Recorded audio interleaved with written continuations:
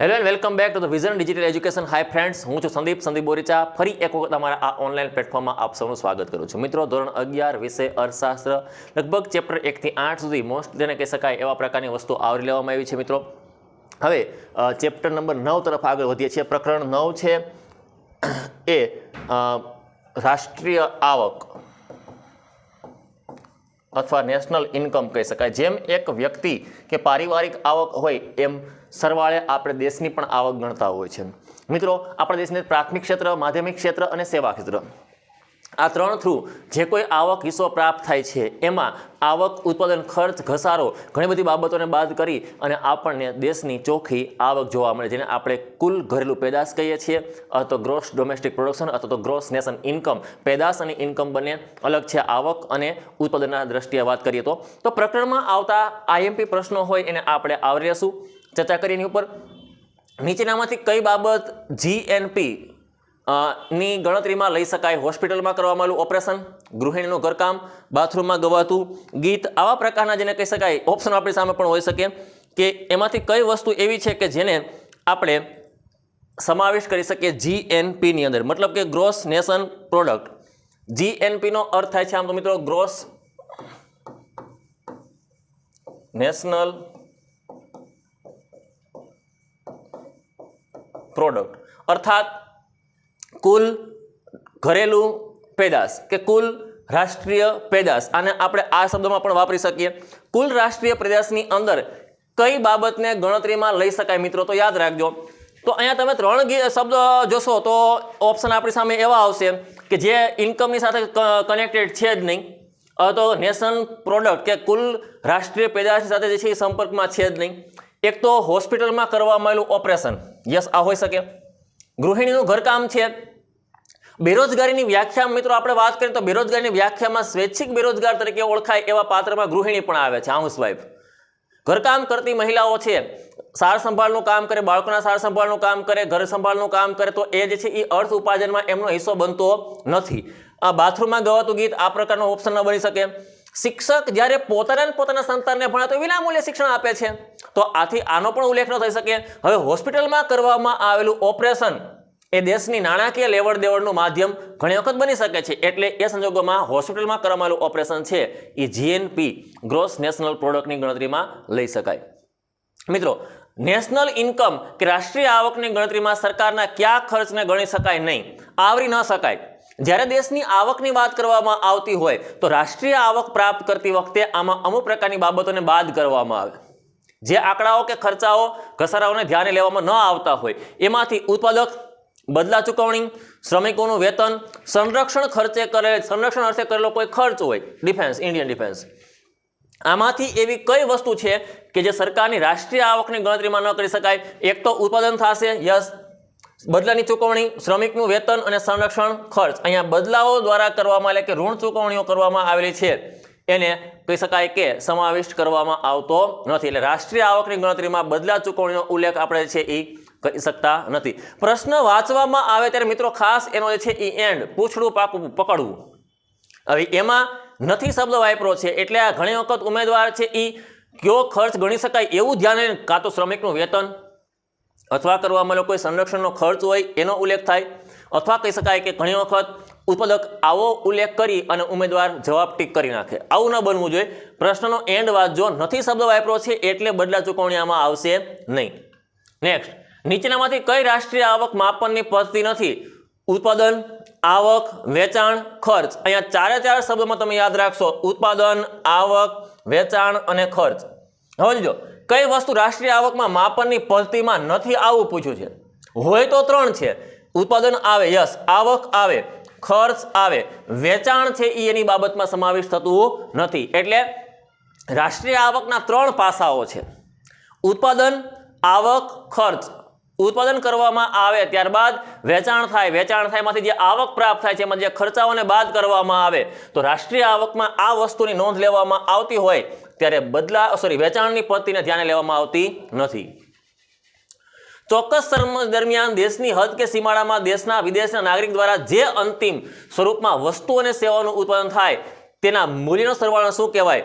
Gross domestic production, gross national product, net national product, net domestic product, શુદ્ધ આંતરિક પેદાશ પણ કહી શકાય. આવા આપણી સામે 4 ઓપ્શન વાપરેલા હશે. તો ચોક્કસ સમય દરમિયાન દેશની હદની અંદર કે દેશના સીમાડામાં, તો હવે દેશની અંદર એટલે કે આંતરિક થઈ ગયું, ડોમેસ્ટિક થઈ ગયું, રાષ્ટ્રીય થઈ ગયું, દેશના અને વિદેશના નાગરિકો, કોઈ વિદેશી કંપનીઓ પણ ઇન્ડિયામાં આવીને સ્થપાયેલી હોય, એના દ્વારા અંતિમ સ્વરૂપ આપવામાં આવે. કોઈ કાચા માલ કે સંસાધનને અંતિમ સ્વરૂપ આપી વસ્તુઓ કે સેવાઓનું ઉત્પાદન થાય, હવે ત્યારે એનો જે મૂલ્યનો સરવાળો બને છે એને શું કહી શકાય મિત્રો? તો યાદ રાખજો, ગ્રોસ ડોમેસ્ટિક પ્રોડક્શન, કુલ ઘરેલું પેદાશ. દેશની અંદર પ્રાથમિક ક્ષેત્ર, માધ્યમિક ક્ષેત્ર અને સેવા ક્ષેત્ર, આ 3 થ્રુ દેશની અંદર કોઈ વસ્તુનું નિર્માણ થયું હોય તો એ બાબત સંકળાય છે જીડીપીની સાથે. યાદ રાખજો, દેશની જીડીપી આને કુલ આંતરિક પેદાશનું ટૂંકું સ્વરૂપ શું છે? તો યાદ રાખજો મિત્રો, જીડીપી. કારણ કે કુલ એટલે ગ્રોસ, ડી એટલે ડોમેસ્ટિક મતલબ આંતરિક, અને પ્રોડક્શન મતલબ કે પ્રોડક્ટ એટલે કે પેદાશ કે પ્રોડક્શન. કુલ આંતરિક પેદાશનું ટૂંકું સ્વરૂપ તમને પૂછવામાં આવે તો આ વસ્તુના શબ્દો પાછા આપણે આવે સામે ગયા. Gross national product, net national product, GDP. જીડીપીના 2 ઓપ્શન છે એટલે આપણી સામે યાદ રાખજો મિત્રો કે અહીંયા જીડીપી હોય, એની સામે કોઈ બીજો પણ પ્રશ્ન હોઈ શકે તો બંને જીડીપી સાચા જ છે, પણ ખાસ યાદ રાખશો અહીંયા આપણી સામે આવશે એ આવશે અત્યારે ગ્રોસ ડોમેસ્ટિક પ્રોડક્શન. રાષ્ટ્રીય આવકમાં વિવિધ ક્ષેત્રના સાપેક્ષ ફાળાની જાણકારી મેળવવા કઈ પદ્ધતિ ઉપયોગી છે? આવક, ઉત્પાદન ખર્ચ, આવક ખર્ચ. જ્યારે દેશની અંદર કહી શકાય રાષ્ટ્રીય આવકમાં વિવિધ ક્ષેત્ર, પ્રાથમિક ક્ષેત્ર, માધ્યમિક ક્ષેત્ર અને સેવા ક્ષેત્રની તુલનાત્મક ફાળાની જાણકારી મેળવવા માટે કઈ પદ્ધતિ ઉપયોગી છે? તો કે ઉત્પાદન પદ્ધતિનો જે છે એમાં ઉપયોગ કરવામાં આવે છે. કઈ બાબતમાં? તો કે રાષ્ટ્રીય આવકમાં જે સાપેક્ષ ફાળાની જાણકારી, મતલબ કે દરેક ક્ષેત્રની અંદર કોની કેટલી આવક હતી, પ્રાથમિક ક્ષેત્રનો રાષ્ટ્રીય આવકમાં હિસ્સો કેટલો, માધ્યમિક ક્ષેત્રનો હિસ્સો કેટલો, સેવાનો કેટલો, આવી તુલનાત્મક બાબતોની જાણકારી મેળવવા માટે દેશમાં થયેલું કુલ ઘરેલું ઉત્પાદન એને ધ્યાને લેવામાં આવે છે. એટલે મિત્રો યાદ રાખજો, અહીંયા આવશે ઉત્પાદન. ભારતમાં 1954 થી કોના દ્વારા રાષ્ટ્રીય આવક અંગેની માહિતી પૂરી પાડી શકાય છે કે પૂરી પાડવામાં છે? રિઝર્વ બેંક ઓફ ઇન્ડિયા મતલબ આરબીઆઈ, દેશનું આયોજન પંચ, સેન્ટ્રલ, આનું પૂરું નામ ખાસ યાદ રાખજો, સેન્ટ્રલ સ્ટેટિસ્ટિકલ ઓર્ગેનાઇઝેશન.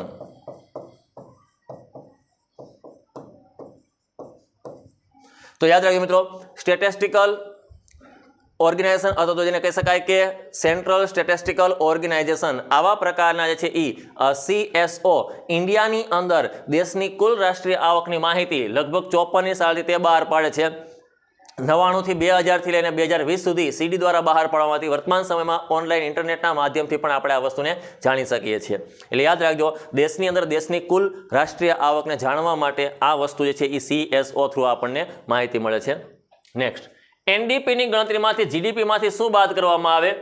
તો ઘસારો, વિદેશી આવક, પરોક્ષ વેરા, સબસિડી. જ્યારે આપણે જે છે એ આવકને ગણતા હોઈએ છીએ, દરેક દેશની આવક ગણવાની પદ્ધતિઓ અલગ અલગ હોય. કોઈ વ્યક્તિએ આવક પ્રાપ્ત કરતી વખતે કરેલો ખર્ચ છે એને પણ ધ્યાને લે, કોઈ મેન્ટેનન્સ ખર્ચ હોય અથવા કહી શકાય કે કોઈ પાછળ કરવામાં આવેલો ક્રિયાત્મક ખર્ચ છે જેને આપણે સાદી ભાષામાં ઘસારો કહીએ છીએ. તો યાદ રાખજો મિત્રો, અહીંયા NDPની ગણતરીમાં જીડીપીમાંથી બાદ કરવામાં આવે છે મિત્રો ઘસારો. ઘસારો બાદ થયા પછી આપણને નેશનલ ડોમેસ્ટિક પ્રોડક્શન કે કહી શકાય કે NDP આપણને તે પ્રાપ્ત થવા બાદ બને છે. એટલે NDPમાં ગણતરીમાં જીડીપીમાંથી બાદ થાય છે, પહેલાં તો એનો ઘસારો બાદ થાય. એ ઘસારો બાદ થયા પછી આપણને સાચી આવક જાણી શકાય છે. નીચેનામાંથી કઈ બાબત GNPની ગણતરીમાં લેવામાં આવતી નથી? ગ્રોસ નેશનલ પ્રોડક્ટની અંદર ધ્યાનમાં લેવામાં આવતી 9 બાબત એવી કઈ? ભાડાની આવક, વેતનની આવક, નફાની આવક, બેકારીના ભથ્થાની આવક. તો મિત્રો યાદ રાખજો, અહીંયા બેકારી ભથ્થાની આવકને કોઈ ધ્યાને લેવામાં આવતી નથી. કારણ કે બેકારી ભથ્થું કેમાં આપે? તો કે મનરેગા કાર્યક્રમમાં બેકારી ભથ્થું આપવામાં આવે.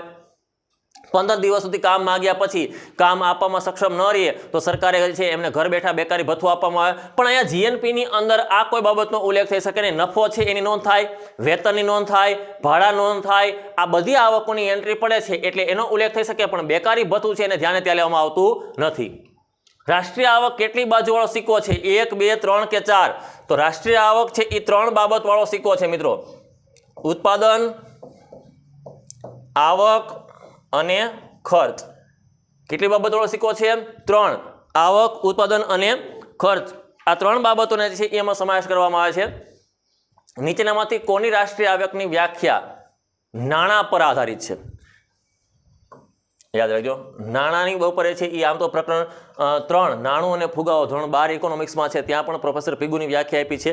એટલે અહીંયા જવાબ યાદ રાખજો મિત્રો, પ્રોફેસર પીગુની વ્યાખ્યા છે એ નાણાં ઉપર થોડીક વધારે આધીન છે. રાષ્ટ્રીય આવકમાં વધુ ધ્યાને લેવામાં આવે છે એ છે નાણું, એટલે ખાસ આ યાદ રાખજો. ત્યારબાદ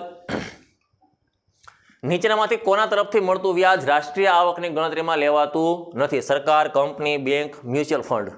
આમાંથી કઈ બાબત એવી છે કે જેનો જે છે એ એમાંથી તરફથી મળતું વ્યાજ છે અને રાષ્ટ્રીય આવકની નોંધમાં સમાવેશ કરવામાં નથી આવતું? સરકાર તરફથી મળતું જે કોઈ વ્યાજ છે એને રાષ્ટ્રીય આવકમાં નોંધ કરવામાં આવતી નથી, કારણ કે રાષ્ટ્રીય આવકની નોંધ જ છે એ સરકાર દ્વારા જેને કહી શકાય બહાર પાડવામાં આવે. આંકડાકીય માહિતીઓ જે છે સરકાર દ્વારા છે એ રજૂ કરવામાં આવતી હોય, સેન્ટ્રલ સ્ટેટિસ્ટિકલ જેને કહી શકાય એ બધી બાબતો રજૂ થતી હોય. તો અહીંયા સરકારની જે છે એ વ્યાજ કે સરકાર દ્વારા અપાતું વ્યાજ છે એને દેશની નેશનલ ઇન્કમમાં ધ્યાને લેવામાં આવતું નથી. રાષ્ટ્રીય આવક કઈ રીતે માપી શકાય? ઉત્પાદન, આવક, ખર્ચ કે ત્રણેય? તો યાદ રાખજો, યસ, ઉત્પાદનથી માપી શકાય, હા. આવકથી માપી શકાય, હા. ખર્ચથી માપી શકાય, હા. તો ત્રણેય બાબતોથી આપણે રાષ્ટ્રીય આવકને સાચા અર્થમાં જાણી શકીએ છીએ. મિત્રો નેક્સ્ટ કીધું છે આપણને, અમેરિકા જેવા દેશ માટે રાષ્ટ્રીય આવક માપનની કઈ પદ્ધતિ વધુ અનુકૂળ છે? દરેક દેશની રાષ્ટ્રીય આવક માપવાની પદ્ધતિઓ અલગ અલગ હોય. કોઈ છે એ વપરાશી વસ્તુને ધ્યાને લે, કોઈ જે છે એ આવકને ધ્યાને લે, કોઈ આવક અને ખર્ચને ધ્યાને લે. ઘણી વખત છે એ એક દેશની આવક અન્ય દેશની તુલનામાં અલગ પ્રકારે નીકળી શકે. કોઈ પોતાના રાષ્ટ્રીય મૂલ્યમાં માપે, કોઈ આંતરરાષ્ટ્રીય ડોલરમાં સરખામણી કરે. તો યાદ રાખજો, અહીંયા અમેરિકા જેવા દેશની અંદર આવક અને ખર્ચ આ બાબતની પદ્ધતિ વધુ પ્રમાણમાં અનુકૂળ છે. એટલે આવક અને ખર્ચના આધારે અમેરિકા જેવા દેશમાં રાષ્ટ્રીય આવકની નોંધ કરવામાં આવે છે. નીચેનામાંથી કઈ આવક રાષ્ટ્રીય આવક ગણતરીમાં લેવાય? એક તો વૃદ્ધાવસ્થામાં મળતું પેન્શન છે, બેકારી ભથ્થું ચૂકવવામાં આવતું હોય તે છે, ભાડું છે, અથવા તો કહી શકાય કે અન્ય વપરાશી વસ્તુમાં સેકન્ડ હેન્ડ વસ્તુઓ છે એવી વસ્તુ. તો મિત્રો યાદ રાખજો, વૃદ્ધાવસ્થા પેન્શન છે એ રાષ્ટ્રીય ગણતરીમાં લેવામાં આવે છે. ચોખ્ખી નિકાસો એટલે શું? તો અહીંયા નેટ આપણે કહી શકાય કે ડોમેસ્ટિક પ્રોડક્ટને આપણે ઉલ્લેખ કર્યો તો NDP. તો નેટ ડોમેસ્ટિક પ્રોડક્શનના અર્થ અનુસાર જ એ પ્રકારની વસ્તુ બને છે કે જેમાં કુલ નિકાસ માઇનસ કુલ આયાત. હવે ભાઈ અહીંયાથી જે છે એ આપણે જે આયાત અને નિકાસ કરી હોય એમાંથી જે છે એ આયાતોને બાદ કરીને પછી પાછળ જે વધ્યું, માની લો કે 500 રૂપિયાની આપણે નિકાસ કરી છે અને 700 રૂપિયાની આપણે આયાત કરી છે. તો અહીંયા માઇનસ શું છે? તો કે 200 રૂપિયા છે. આ બાબતને જે છે એ નિકાસના ધ્યાને લેવામાં આવશે. તો નિકાસ કેટલી છે? તો કે -200 છે. ધોરણ 12 ની અંદર પ્રકરણ નંબર 9 વિદેશ વ્યાપારમાં આપણે આવીએ તો આપણે લેણદેણની તુલનામાં આનો ખ્યાલ બહુ વ્યવસ્થિત સમજાવવામાં આવ્યો છે. લેણદેણની તુલનાને અસર કરતા પરિબળો કેટલા પ્રકારના હોઈ શકે, અથવા એમાં છે એ આવતી બાબતો, વિદેશ વ્યાપારની બાબતો એને નોંધ લેવામાં આવી છે ત્યાં. એટલે કુલ નિકાસ માઇનસ કુલ આયાતનો આપણે અહીંયા ઉલ્લેખ કરી શકાય છે. ઉત્પાદન પદ્ધતિની રાષ્ટ્રીય આવકની વ્યાખ્યા કોણે આપી છે? તો ઉત્પાદન પદ્ધતિથી રાષ્ટ્રીય આવક જાણી શકાય એવો પ્રશ્ન આપણી સામે મૂક્યો છે. Marshall, Fisher, Pigou, Samuelson. તો મિત્રો યાદ રાખજો, પ્રોફેસર માર્શલ દ્વારા છે એ રાષ્ટ્રીય આવકની નોંધ કરવા માટેની વ્યાખ્યામાં ઉત્પાદન પદ્ધતિને વધુ પ્રાધાન્ય આપવામાં આવ્યું છે, મહત્વ આપવામાં આવ્યું છે, એટલે પ્રોફેસર માર્શલ. જો કોઈ વસ્તુની બજાર કિંમત ₹100 છે, હવે એમાં ₹10ની સબસિડી એડ થાય તો સાધનના ખર્ચે વસ્તુનું મૂલ્ય કેટલું ગણાય? સિમ્પલ છે, 90, 100, 110 કે 101. 110 પછી કે એક પણ નહીં. 100 રૂપિયાની વસ્તુ છે, હવે એની ઉપર છે 10 રૂપિયાની કહી શકાય કે સબસિડી એડ થાય તો સિમ્પલ છે, યાદ રાખજો મિત્રો 110. કે જ્યારે 100 રૂપિયાની મૂલ્યની વસ્તુ હતી એમાં કોઈ 10 રૂપિયાનું જે છે એ સરકારે સબસિડી આપી, અથવા તો કહી શકાય કે એવા કોઈ રાહત આપી, અથવા કહી શકાય કે એમાં આપણને ડિસ્કાઉન્ટ મળવા પાત્ર બને, તો વાસ્તવમાં એની જે છે એ કિંમત કે મૂલ્ય થવા પાત્ર બને છે એ છે 110. વર્તમાનમાં ભારતની જીડીપીમાં કયા ક્ષેત્રનો હિસ્સો સૌથી વધુ છે? ઉદ્યોગ, સેવા, પ્રાથમિક કે એક પણ નહીં? મેન્યુફેક્ચરિંગ એટલે કે ઉદ્યોગ, નાના નાની ટાંચણીથી માંડીને મોટા મોટા યંત્ર બને એ ઉદ્યોગમાં નિર્માણ પામે. આંતરમાળખાકીય સુવિધાઓ એ આપણી સેવા છે. કૃષિ સંલગ્ન પશુપાલન, ડેરી ઉદ્યોગ, મત્સ્ય ઉદ્યોગ, વન સંવર્ધન, મરઘા બતકા ઉછેર, ખનિજ ખાણનું ખોદકામ, આ બધી આપણી પ્રાથમિક ક્ષેત્રની પ્રવૃત્તિ છે. તો યાદ રાખજો કે હાલની અંદર જીડીપી ગ્રોસ ડોમેસ્ટિક પ્રોડક્શનમાં સૌથી હાઈએસ્ટ હિસ્સો હોય તો એ છે સર્વિસીસ, સેવાનો છે મિત્રો. કેનો છે? સેવા ક્ષેત્રનો. ત્યારબાદ આવક પદ્ધતિની આવકની વ્યાખ્યા કોણે આપી? Marshall, Fisher, Pigou, Samuelson. અગાઉની આપણે જોઈ ગયા છીએ એ ખર્ચની છે, આવકની છે, ઉત્પાદનની છે. અહીંયા આપણને આપી છે આવક પદ્ધતિનો ઉલ્લેખ કર્યો છે. તો મિત્રો યાદ રાખજો, પ્રોફેસર પિગુએ આવક પદ્ધતિ રાષ્ટ્રીય આવકની જે છે એ માપણીની વ્યાખ્યા આપી છે. ત્યારબાદ રાષ્ટ્રીય આવકની માપનની કઈ પદ્ધતિને વપરાશ બચત પણ કહેવાય? ઉત્પાદન પદ્ધતિ, આવક પદ્ધતિ, ખર્ચ પદ્ધતિ કે એક પણ નહીં. એટલે અહીંયા પ્રશ્નમાં આપણી સામે લખ્યું છે કે ભાઈ વપરાશ બચત પણ કહેવામાં આવે. આવકની માપન પદ્ધતિ વખતે જે છે એ ખર્ચને ધ્યાને લેવામાં આવે. ભાઈ વર્ષ દરમિયાન આપણે 100 રૂપિયાની આવક પ્રાપ્ત કરી અને સામે 50 રૂપિયાનો ખર્ચ કર્યો છે, તો બાકી વધતી રકમ બને છે એ 50 રૂપિયા છે. હવે 50 રૂપિયા એ આપણે બચતના સ્વરૂપમાં જોઈએ છે, એટલે બચતનો ઉલ્લેખ ત્યાં કરવામાં આવ્યો છે. એટલે ખર્ચ પદ્ધતિ છે એમાં વપરાશ અને બચત આ બંનેનો ઉલ્લેખ કરી શકાય છે. તો ખાસ મિત્રો આપણે યાદ રાખશો. રાષ્ટ્રીય આવકના ખ્યાલમાં અર્થતંત્રની કઈ પ્રવૃત્તિ માપવાનો પ્રયાસ છે? રાજકીય, આર્થિક, સિમ્પલી છે, ઇકોનોમિકલી છે.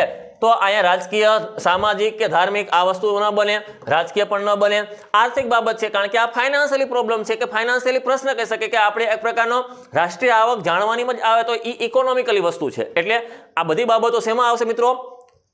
આર્થિક. અલિપ્ત અર્થતંત્રમાં નીચેનામાંથી કયું ક્ષેત્ર હોતું જ નથી? કુટુંબ, પેઢી, ઉદ્યોગો કે વિદેશ વ્યાપાર? તો અહીંયા અલિપ્ત અર્થતંત્રમાં પેઢીઓ પણ છે, નાના એવા ઉદ્યોગો પણ છે, ઘણી વખત વસ્તુઓને વિદેશમાં મોકલવા પણ આવે છે. તો અહીંયા સામાજિક દ્રષ્ટિકોણથી કુટુંબોનો સમાવેશ કરવામાં આવેલો નથી મિત્રો. નાણાકીય ખર્ચના ઘટકોની સંખ્યા કેટલી છે? 4, 2, 1 કે 10? નાણાકીય ખર્ચના ઘટકોનો ઉલ્લેખ છે, કેટલા છે? તો યાદ રાખજો મિત્રો, 4 છે.